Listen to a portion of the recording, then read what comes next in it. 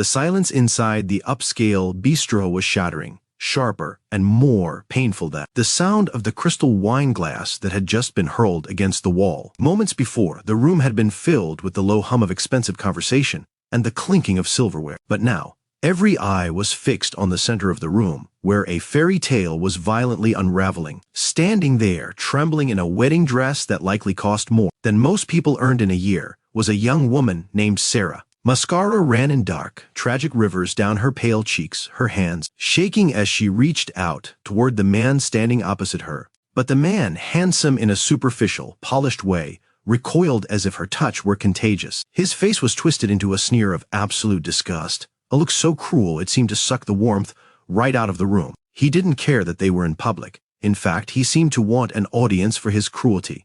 Raising his voice so that every patron, from the hostess stand to the kitchen doors, could hear his rejection. "You actually thought I'd go through with it?" Mark shouted, his voice dripping with venomous laughter that echoed off the high ceilings. "Look at you, Sarah. You're pathetic. You told me you were coming into money, that this inheritance was just tied up in legal tape. But I did my digging. There is no money, is there? You're just another broke, desperate girl trying to trap a high-value man." He took a step forward, looming over her, enjoying the way she shrank back.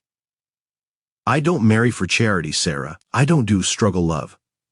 So take your cheap dress and your lies and get out of my face before I have security throw you out." Sarah tried to speak, to choke out a defense, but the sobbing racked her body so violently that no words came out. She looked around the room, pleading with her eyes for someone, anyone, to offer a shred of compassion. But the well-dressed patrons simply averted their gazes, awkwardly, staring at their plates or whispering behind their hands. They were uncomfortable, sure, but no one was willing to step into the crossfire of a man who looked like he owned the building. Before we dive deeper into this story of heartbreak, corner booth near the kitchen was Lucas. He was wearing a flannel shirt that had been washed one too many times and wore boots that still carried the faint, permanent scent of motor oil and grease. He didn't belong in a place like the Gilded Spoon, and he knew it. He had spent the last 3 months saving every spare dollar from his job as a mechanic, just to bring his 6-year-old daughter, Lily, here for a special treat. It wasn't her birthday, but it was the anniversary of the day her mother had passed away, and Lucas wanted to give her one night where they pretended they were royalty, just like her mom used to promise. They were sharing a single dessert, a massive chocolate sundae, because the entries had been too expensive, and Lucas was sipping water so he could afford a soda for Lily. When the shouting started, Lucas's first instinct had been to shield Lily, turning her attention to the ice cream. But the cruelty of the man in the tuxedo was impossible to ignore. Lucas watched the groom, Mark, grab Sarah by the upper arm, his grip visibly tight enough to bruise. "I said, get out of my sight," Mark hissed, shoving her backward. Sarah stumbled, her heel catching on the thick carpet, and she nearly fell into a waiter carrying a tray of drinks. That was the breaking point. The fear of causing a scene, the shame of his worn-out clothes, the worry about the bill, all of it evaporated in the heat of sudden, righteous anger. Lucas didn't see a stranger in a wedding dress. He saw a human being being treated like garbage. He thought of his late wife, of his daughter watching this display of toxic masculinity, and he knew he could just sit there and eat ice cream while a woman was assaulted emotionally and physically 3 tables away. Gently telling Lily to stay put and finish her chocolate, Lucas stood up. He wasn't a tall man, but years of lifting engine blocks and turning wrenches had given him a dense, formidable build. He walked across the dining room floor, his heavy boots thudding against the polished wood, a stark contrast to the delicate atmosphere. He stepped directly between Mark and Sarah, acting as a human shield. The smell of Mark's expensive cologne was overpowering, choking the air. Lucas didn't shout. He didn't need to. He spoke in the low, rumbling baritone of a man who was tired but dangerous if pushed. "That's enough, buddy," Lucas said, his voice cutting through the tension. "She's crying. She's on the ground. You made your point. Now take your hands off her and walk away." Mark blinked, looking at Lucas as if a talking dog had just walked into the room. He scanned Lucas's oil-stained fingernails and the fraying color of his shirt with a look of supreme amusement. "Excuse me." Mark laughed, looking around at his groomsmen who were standing nearby, smirking. "Who invited the help? Do you know who I am? I could buy and sell your entire existence before dessert is served. Get back to your table, grease monkey, before I have you arrested for harassment." The insult stung, hitting Lucas in the insecurity he carried every day the fear that he wasn't enough, that he was failing. But he didn't budge. He planted his feet firmly. I don't care who you are, Lucas said, his voice hardening. And I don't care how much money you have. You don't treat a lady like that. Not in front of my daughter and not anywhere. He turned his back on Mark, a deliberate sign of disrespect, and offered a rough, calloused hand to Sarah. Miss, are you okay? Do you need a ride somewhere? Sarah looked up, her vision blurred by tears, and saw a hand that looked like it had worked every day of its life. It wasn't manicured like Mark's, but it was steady. She took it as Lucas helped her up. Mark scoffed, throwing a napkin onto the table in disgust. Fine. You want her? You can have her. Trash belongs with trash. She's broke. You're broke. It's a match made in heaven. Enjoy the bill, loser. With a final, arrogant adjustment of his cufflinks, Mark signaled his entourage and they stormed out of the restaurant, leaving a wake of stunned silence and secondhand embarrassment behind them. The restaurant manager, a nervous man who hated confrontation, scurried over, looking like he was about to ask Lucas and Sarah to leave to restore order. But Lucas beat him to it. He guided Sarah over to his booth where Lily was watching with wide, curious eyes. Sit down, Lucas said gently, sliding his own glass of water toward her. Just breathe.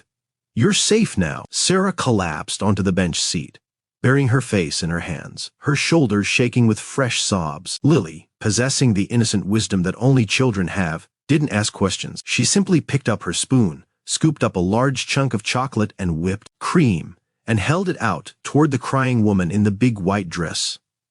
It's really good, Lily whispered. My daddy says chocolate fixes the sad parts.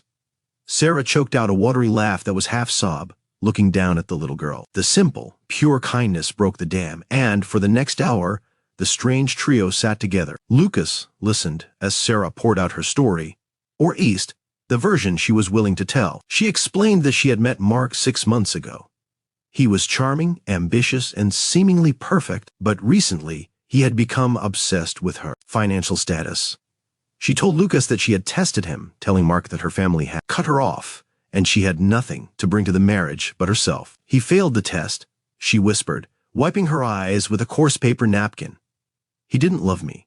He loved the idea of me. He loved the potential of me. Lucas nodded, feeling a deep ache of sympathy. He assumed she meant her family was middle class and she had pretended to be destitute, or perhaps she really was struggling and Mark had found out. He did you a favor, Lucas said softly. It doesn't feel like it now, feeling like your heart is being ripped out, I know. But imagine if you found out 10 years from now. You dodged a bullet, miss. You deserve a man who looks at you and sees the treasure, not the bank account. When the check came, Lucas felt the familiar knot of anxiety in his stomach. He knew he had just enough to cover his and Lily's meal, but he couldn't let Sarah sit there without offering to pay for the coffee she had ordered. He pulled out his worn leather wallet, counting the crumpled bills. It was going to leave him with $0 until payday on Friday, which meant skipping lunch for 3 days, but looking at Sarah's devastated face, he knew it was the right thing to do. He placed the cash on the table. Sarah noticed. She saw the empty wallet. She saw the way he mentally calculated the tip to ensure the waitress wasn't stiffed. She saw the sacrifice. You don't have to do that, she said, her voice trembling. I can. She patted her dress, realizing she had no purse, no phone, nothing. Mark had driven them. Her bag was in his car. She was stranded, penniless, and humiliated. It's card, Lucas said firmly, smiling at Lily. We had a feast, didn't we, Lil? Best night ever. He offered Sarah a ride home in his beat-up truck. It was a 20-year-old pickup with a rusted tailgate and a passenger door that only opened if you hit it in the sweet spot. But to Sarah, climbing into that truck felt more dignified than stepping into Mark's luxury sedan ever had. She gave him an address that surprised him. It wasn't a house, but a downtown hotel. I can't go home yet, she admitted. My father, he warned me about Mark. I can't face him and tell him he was right. Not tonight. Lucas understood pride. He dropped her off at the hotel entrance, where the valet looked at the rusty truck with disdain. Before she got out, Sarah turned to him. What's your name? She asked. Lucas, he replied, and this is Lily. Sarah looked at them for a long moment, memorizing their faces. Thank you, Lucas.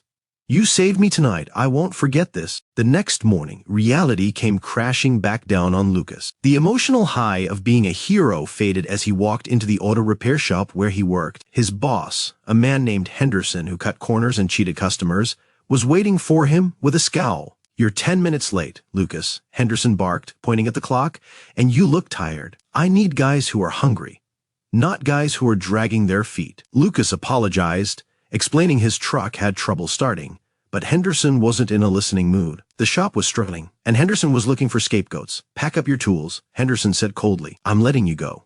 We're downsizing, and you're the newest hire. The world dropped out from under Lucas's feet.